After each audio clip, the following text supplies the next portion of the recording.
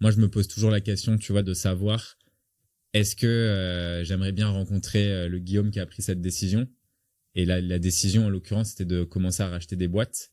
Donc, je trouvais que le MNS était ultra attirant ou les build-up, parce qu'en fait, tu peux racheter des boîtes et augmenter ton ARR global. Et ça me semblait très cool pour nous, puisque on est un métier où on est très rentable. On n'a pas besoin d'avoir beaucoup de gens dans la boîte pour faire beaucoup d'argent. Ce qui veut dire que l'argent qu'on a en profit, on peut s'en servir pour faire des rachats.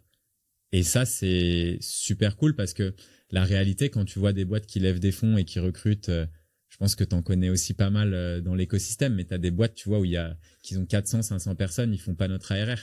Et eux, en fait, leur thèse, c'est de dire, ces 500 personnes, on va les former pendant 6 mois, 1 an, et au bout d'un moment, elles vont devenir rentables et elles vont générer de la croissance. Et c'est un peu la thèse de toutes les boîtes qui lèvent des fonds et qui ont cette mentalité growth at all costs, tu vois, donc peu importe ce qu'on dépense, ce qui est important, c'est la croissance.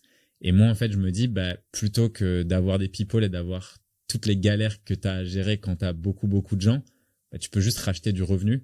Et racheter du revenu, c'est racheter des boîtes, quoi. Et après, évidemment, tu as des structures avec des gens, mais tu peux trouver aussi des boîtes qui fonctionnent un peu comme toi, quoi. Et c'est ce qu'on a fait. Donc, 2021, enfin fin 2021, tu fais rentrer Expédition au capital. Ouais. Et là, tu te dis, est-ce que ça a été un driver qui t'ont aidé sur cette stratégie-là à voir des targets, etc. ou pas Non. du tout? D'accord. Comme je disais, ils sont très hands-off. Ok, très hands-off. Et du coup, quelle typologie de boîte t'as racheté? Comment ça s'est passé? Combien? Comment t'as négocié les termes, etc. Ouais, donc au total, je dirais qu'on a racheté 4 projets. Ça fait 3 boîtes, puisqu'il y avait une boîte qui avait 2 projets. La première boîte qu'on a rachetée, c'était une boîte qui était Bootstrap, qui faisait 1 million de revenus récurrents annuels. Et là, en fait, là où Expédition a été assez utile, c'était pour structurer de façon créative le deal. Et c'est là où j'ai vraiment découvert le M&A et j'ai adoré ça. Parce qu'en réalité, les règles que tu fixes pour un deal M&A, elles sont infinies. Tu peux fixer toutes les règles que tu veux. Tu vois, si tu dis, tu peux même mettre une règle qui est en fonction du nombre de jours d'ensoleillement, ça fera un pourcentage de ce que tu toucheras. Tu vois, si tu as envie de faire ça, tu peux le faire. Tu vois.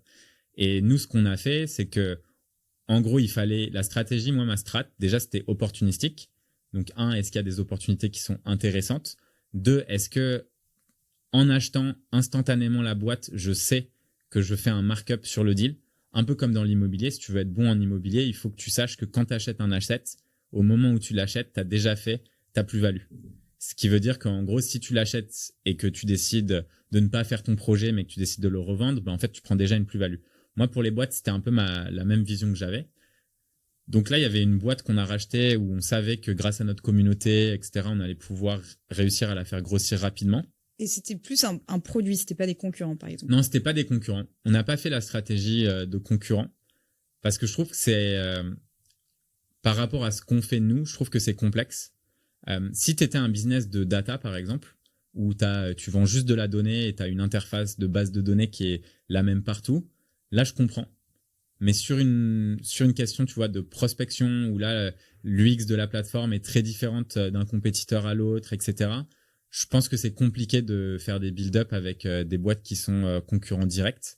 Tu peux prendre des boîtes qui sont des adjacences, et ça, je pense que c'est très smart. C'est ce qu'on a fait la seconde fois avec une boîte qu'on a rachetée là récemment qui s'appelle Clap. Donc là, il y a une adjacence qui est directe et on voit l'impact instantanément au moment de l'annonce que ça commence déjà à générer des deals et c'est super. Mais avant, on avait une adjacence qui était vraiment pas si directe que ça, auquel j'avais envie de croire, mais qui n'a pas du tout marché. Néanmoins, ça reste un bon deal, puisqu'en fait, on a structuré le deal où sur une boîte qui faisait 1 million d'ARR et qui grossissait à 25% month over month, on l'a racheté en cash 2 millions d'ARR, sauf qu'on a mis un earn-out qui était basé sur un earn-out temporel, donc le temps que les gens restaient, peu importe les paliers qu'ils atteignaient, s'ils restaient en année 1, ils touchaient 500K, en année 2, ils touchaient 500K à nouveau. Ensuite, il y avait un earn-out qui était basé sur les paliers. Donc, quand ils passaient à 2 millions, ils reprenaient 1 million. Quand ils passaient à 3, ils reprenaient 1. Quand ils passaient à 4, ils prenaient 2, et ainsi de suite, tu vois. Et après, c'était 4, 6, et ils reprenaient des 2, 2, 2.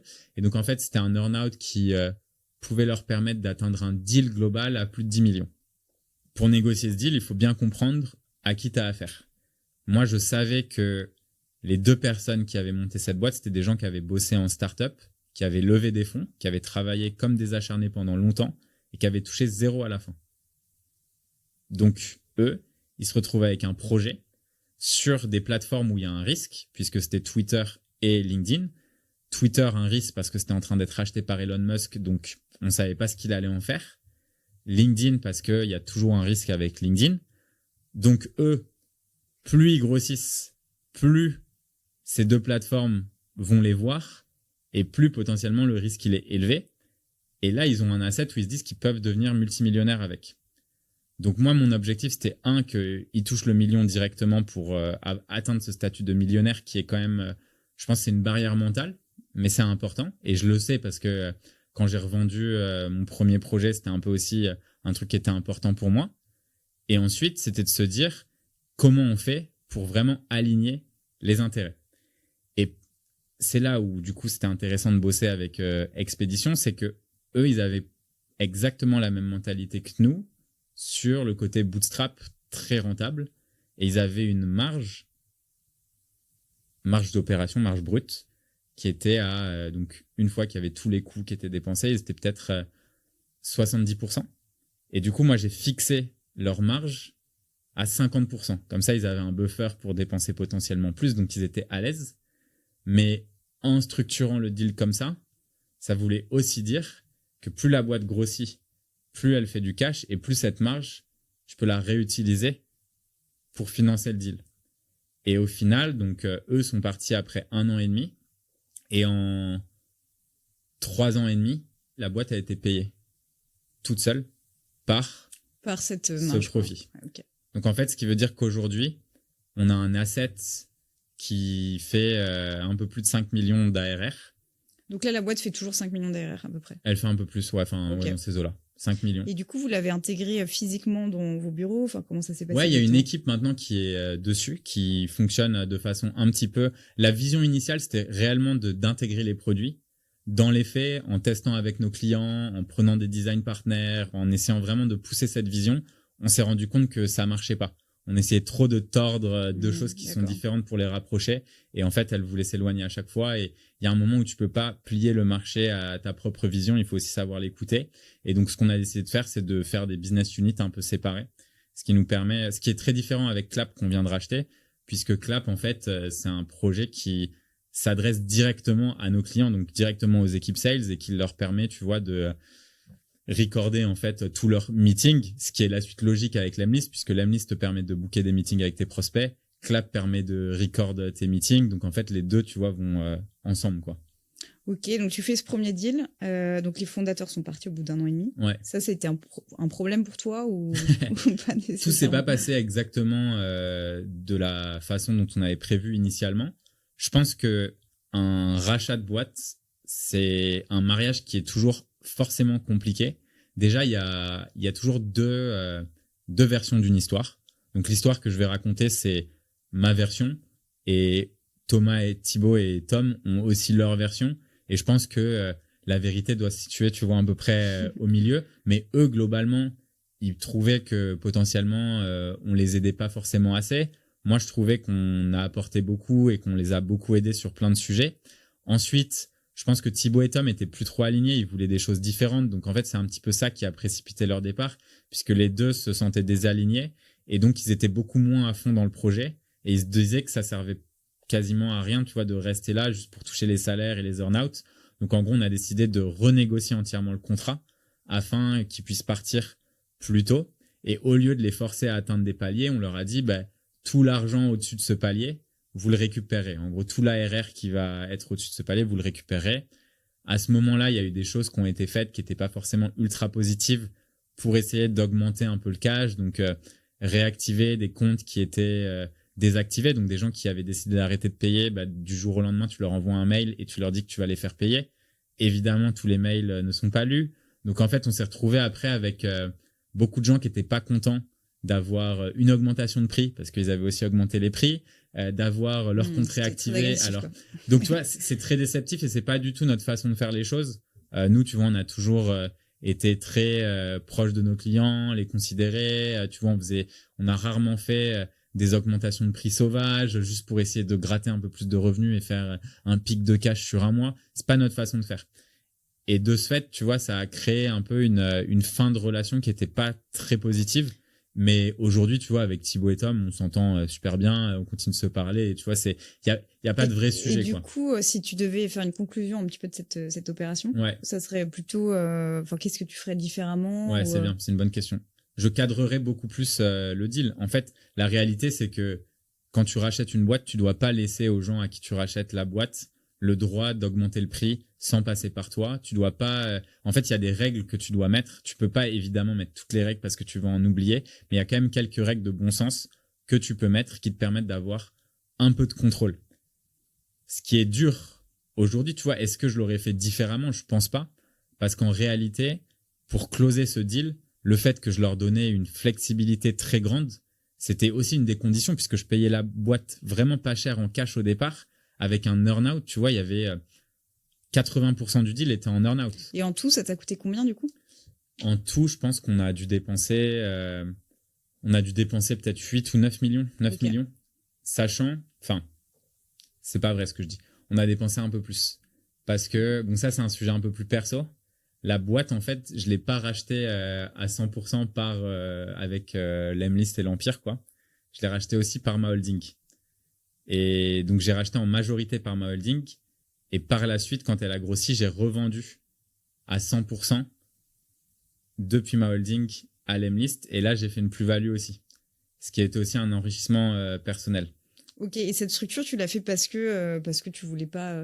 Parce que je voulais pas mettre trop de stress de cash. Okay. D'accord. En fait, tu vois, on parlait de la prise de risque. En fait, j'étais tellement convaincu par le projet que j'ai dit à Oliver, moi, j'achète 60% avec ma holding. Comme ça, on met pas de stress de cash sur la boîte. On est vraiment tranquille et on monte jusqu'au palier. Et si ça fonctionne, je revendrai et je prendrai une plus-value et c'est fine, tu vois. Donc, j'ai pris un risque supplémentaire, un gros risque. Mais du coup, en 2-3 ans, j'ai pris moi en perso, peut-être, je sais pas, 4 millions, 3-4 millions de plus-value. Ce qui est cool. Ouais, les impôts étaient contents en tout cas. Et du coup, tu mentionnais qu'il y a eu 4 acquisitions, donc Clap sur laquelle on reviendra, qui est la dernière. Clap, ouais. Et au Taplio milieu. Tweet Hunter. Ok. Et ensuite, il y avait. Après, on a fait des acquisitions au milieu. On a fait Twimex, qui est une acquisition qui s'est rentabilisée instantanément. Et Viral Post Generator aussi. Donc, c'est un peu les mêmes types d'acquises. C'est pas les mêmes boîtes, mais du coup, c'était des boîtes un peu différentes. Et du coup, t'as mieux bordé ton deal ou ça t'a... Non, en fait, c'était des deals qui étaient expéditifs et qui étaient très très simples. En gros, Twimex, c'est l'extension la plus utilisée sur Twitter qui te permet, lorsque tu es sur un profil, de voir les meilleurs posts que ce profil a fait sur le côté. Très simple et très bien codé, parce que c'est un mec du MIT qui l'avait codé, qui fait Twitter et qui s'est codé, donc... il a fait un truc vraiment clean, genre le meilleur code que j'ai vu, quoi, hein, tu vois, un truc genre bien commenté, très carré, tout ça. Et en fait, l'idée, c'était on rachète ça et on met sur cette extension un bouton qui dit si tu as envie de grossir ton Twitter, parce que les gens en général qui s'intéressent au meilleur contenu sur les profils des gens, c'est des gens qui écrivent du contenu. Et comme Tweet Hunter t'aide à écrire du contenu sur Twitter, en fait, en achetant cette extension, on a mis un bouton pour leur dire si tu veux grossir ton compte, va sur Tweet Hunter. Et en fait, juste en achetant cette extension qu'on a racheté, dans mes souvenirs, c'est Thibaut qui avait négocié le deal. Je crois qu'il l'a racheté 150 000, un truc comme ça, dollars, peut-être 200 000, peut-être qu'on est monté à 200 000. Mais en je sais pas, un mois, on avait généré déjà 15K de new MRR qui venaient de ce bouton. Et pour Viral Post Generator pour LinkedIn, ça a été la même chose. Ok, donc ça, c'était plutôt des petites acquisitions. C'est des petits side projects, mais en fait, je trouve que c'est vachement intéressant de racheter des sites comme ça qui ont beaucoup de trafic. Parce qu'en gros, tu peux rediriger ton trafic pour le convertir pour ton outil SaaS. Et il y a peu de gens qui le font et qui le voient. Nous, on l'a vraiment vu comme plutôt un rachat de boîte, mais dans un mode rachat de trafic et source d'acquisition. Et c'est aussi une façon assez intéressante, je trouve, de grossir ton business. Et du coup, si on revient sur Clap, donc qui est la dernière opération qui est la plus grosse en fait que vous avez faite. Plus compliqué du coup. Et qui a été closée quoi, il y a 2 semaines, 3 semaines, c'est ça? Ouais, c'est ça. En réalité, en vrai, Genre, il y a eu des petites galères, on n'a pas tout signé encore, mais Ok. Si tu veux en parler ou des galères? Non, mais c'est des trucs administratifs. Non, mais plutôt de l'opération en elle-même. Ah ouais, sur l'opération, les on peut en parler. détails. Ouais, Ok. grave. C'est plus compliqué pour une raison simple, c'est que Clap avait levé des fonds. Donc en gros, tu avais des VC qui étaient au capital, des business angels. Donc déjà, tu dois faire signer beaucoup plus de personnes. Ce qui est compliqué quand tu négocies avec des boîtes où il y a plusieurs stakeholders, donc plusieurs personnes qui décident, c'est que il y a ce que tu sais, il y a ce qu'on te dit et il y a la vérité. Donc ce que tu sais, c'est toutes les infos que tu peux récupérer à droite à gauche parce que tu connais des BA, parce que tu connais des fonds, parce que X, Y, Z. Ce qu'on te dit, c'est ce qu'on te dit parce que tu parles avec le fondateur. Et la vérité, c'est des choses parfois que tu sais pas parce qu'en fait, les fonds, quand ils sont à ton capital, ils peuvent aussi facilement jouer good cop, bad cop. Donc le fondateur dit « Ah, mes fonds, la valo est trop basse, ils vendront jamais, est-ce que tu peux faire un effort ?» Alors qu'en vrai, les fonds, ils s'en foutent et ils veulent juste sortir parce qu'ils se disent c'est bon, genre je fais 1x, 2x, c'est déjà énorme. Et comment tu arrives à naviguer du coup dans cette... Est-ce que tu prends un advisor? Enfin, c'est quoi un peu ta... Non, tu essayes de réfléchir. Après, tu vois, c'est Charles qui a vachement géré le deal. Donc Charles, ton nouveau CEO. Ouais, qui est CEO. Et après, il me demandait aussi des conseils, ma vision, tout ça. Comme il y avait une autre boîte qui était intéressée pour racheter Clap, qui est une boîte, une licorne, dont on ne mentionnera pas le nom. J'ai fait quelques déplacements afin de vérifier si cette information était réelle. Il y a des réels du coup? Ouais. Mais du coup, c'était important pour moi de le savoir. Donc, il y a des choses, après, c'est du ressenti. Tu vas parler aux gens en face à face, tu les surprends sur un sujet parce qu'ils s'attendent pas du tout à ce que tu leur parles de ça et tu vois comment ils réagissent et ça te permet de savoir si sur quel pied danser. Du coup, quand tu sais que tu es en compétition avec une licorne française, ouais. T'essayes de, je sais pas, de jouer sur la valo, jouer sur le fit, jouer sur quoi en fait? Tu peux pas jouer sur la valo avec quelqu'un qui a plus d'argent. Donc en fait, il faut réfléchir à qu'est-ce que toi tu peux apporter que eux ne peuvent pas apporter. C'est toujours la même chose en fait. Les gens, ils essayent souvent. Après, les licornes françaises, il y en a beaucoup qui n'ont plus d'argent. Ouais, c'est pas faux. Eux ont beaucoup d'argent. Mais en fait, je pense que tu sais, c'est toujours cette question. C'est assez drôle parce que par défaut, les gens dans la négo, ils vont directement essayer de batailler sur ce que la personne va demander. Donc par exemple, je sais pas, toi tu me dis que ça coûte 20 et moi je te dis non, ça vaut 10. Et donc là en fait, les gens dans la négo, ils vont se battre, ils vont se dire non, ça vaut 12, non, ça vaut 19. En fait, c'est de la négociation de souk. Sauf qu'un business, si tu veux vraiment faire des choses efficaces, tu fais pas de négociation de souk. Si toi tu me dis que ça vaut 20, moi je vais essayer de te comprendre pourquoi, enfin de te poser des questions et que tu m'expliques pourquoi ça vaut 20. Et je vais creuser, je vais dire OK. Et là, je vais aller chercher en fait toutes les choses que moi je peux récupérer en plus pour que ça soit que la valeur perçue que moi je perçois, elle soit vraiment égale à 20. Tu veux que ça soit 20? OK, c'est 20. Par contre, je veux des liquides pref sur ci, ça, je veux que ça soit différent, je veux que... Et là, tu négocies d'autres choses, tu vois. Donc la valo, en réalité, sur Clap, ça n'avait rien à voir avec le deal Pony puisqu'on payait beaucoup plus cher en termes de multiples d'ARR. Clap, c'est un deal en fait qui est acté à 10 millions. C'est-à-dire que quoi qu'il arrive, les fondateurs et les fonds vont toucher un total de 10 millions, peu importe que la boîte elle fasse, tu vois, qu'elle aille à zéro ou non quoi. Et les 10 millions du coup sont comment sont-ils splittés? T'as globalement 4,5 ou 5 millions qui sont en cash upfront. Ensuite, t'as un autre 4 et quelques millions, quasiment 5 millions, qui sont en dette. Donc, on a fait une dette qu'on peut rembourser de façon anticipée, sans pénalité, et qui a un intérêt annuel de 3%. Et ça, c'est remboursable sur 3 ans. Et donc, ça, c'est pareil, c'est juste, techniquement, on pourrait tout payer en cash aujourd'hui, on a le cash en banque, mais on se laisse un petit peu de, tu vois, pour X ou Y raison, s'il y a une couille, on a envie de potentiellement pouvoir l'absorber, quoi. Et après, pareil, il y a une clause de rentabilité, puisque Clap arrive à l'équilibre, quoi, et des paliers à atteindre qui débloqueront du cash en plus. Et l'idée, c'est que le deal puisse terminer au total, dans les 3 ans à venir, entre 15 et 25 millions. Et nous, en fait, pour que ce deal il soit vraiment rentable pour nous et que ça soit un très bon deal, il faut que Clap, donc quand on a commencé à leur parler, ils étaient à 1 million d'ARR, et il faut que Clap soit à 3 millions d'ARR dans les prochaines années, tu vois, mais potentiellement dans 1 an et demi max, quoi. Et là, tu vois vraiment, enfin, tu mentionnais le fait de les avoir intégrés, tu vois déjà des nouveaux clients s'ouvrir, etc. Ouais, c'est très cool. Ouais. En fait, ce qui est très cool, c'est que parmi nos clients, il y en a plein qui sont excités. Il y en a plein qui commencent à jarter Gong, donc un de nos plus gros concurrents US, pour justement intégrer Clap. Il y a des deals, tu vois, qui ont popé de 150 sièges, quoi, des deals que Clap n'avait jamais vus auparavant. Et donc, du coup, je vois qu'il y a un engouement qui est très fort. Et en plus, Clap et Lemlist ensemble, il y a des synergies qui sont assez folles. Puisque si tu veux être très bon en prospection commerciale, il faut parler exactement comme tes prospects. Il faut comprendre les objections de tes prospects et il faut comprendre quels sont les pain points, quels sont les problèmes que tes prospects rencontrent et qui sont les plus pressants.